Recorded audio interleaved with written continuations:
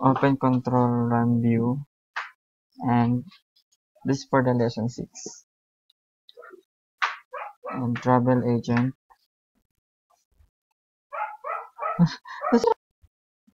We need to click start scenario, and then as we show the travel agent. Tama na. Then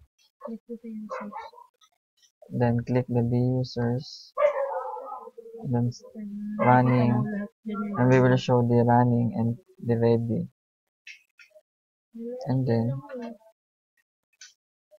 show the selected view users button. Then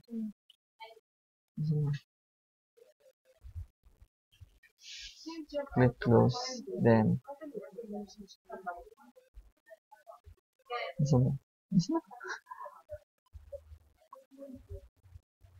alin to click the view users, and it will show you the running localhost, and then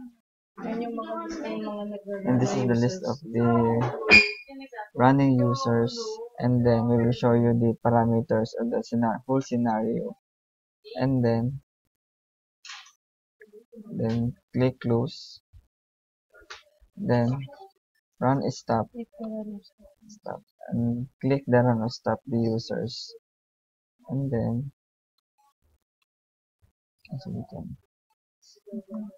100%, number 8, all load generator. Okay, and then